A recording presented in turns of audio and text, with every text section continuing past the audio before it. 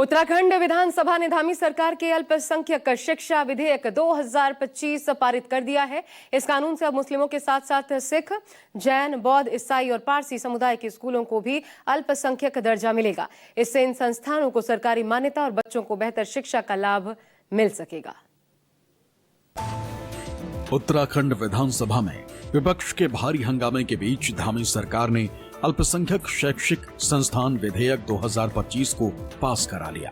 इस विधेयक के कानून बनने के बाद उत्तराखंड में मदरसा शिक्षा बोर्ड की जगह एक प्राधिकरण का गठन किया जाएगा, जिसका फायदा मुस्लिम समुदाय के साथ ही बौद्ध, ईसाई और सिख समुदाय को भी होगा।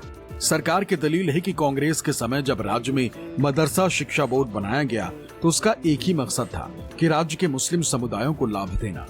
लेकिन नए कानून में अन्य अल्पसंख्यक समुदायों को भी शिक्षा का अधिकार मिलेगा और उनकी शिक्षा को उत्तराखंड विद्यालय शिक्षा परिषद के मानकों से जोड़ा जाएगा।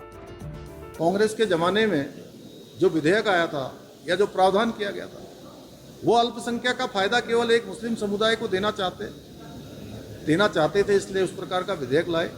हमने उसका संशोधन कर दिया है, नया विधेयक हम लेकर आए हैं। उससे सभी को शिक्षा के अधिकार के रूप में आगे आने का अवसर मिलेगा, पारदर्शिता होगी।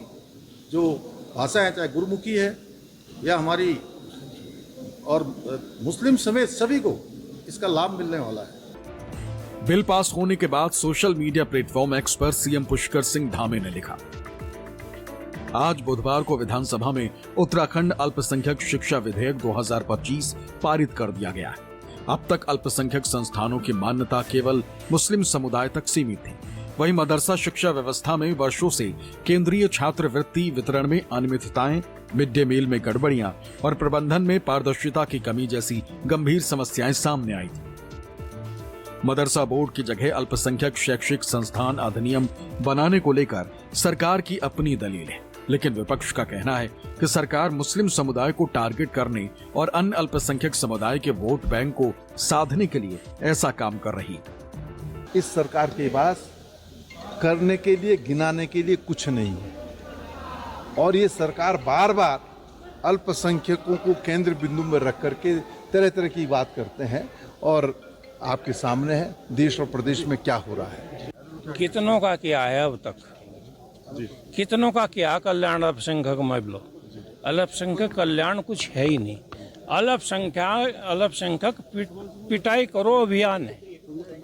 ये चाहते हैं इसके माध्यम से सिख को, ईसाई को, पारसी को, बौद्ध को, जैन को इन्हें साधना चाहते हैं कि हमने तुम्हें पद दे दिया, तुम्हें गाड़ी दे दी, तुम इसे चलाओ, मुसलमानों को भी अंग को फिरो।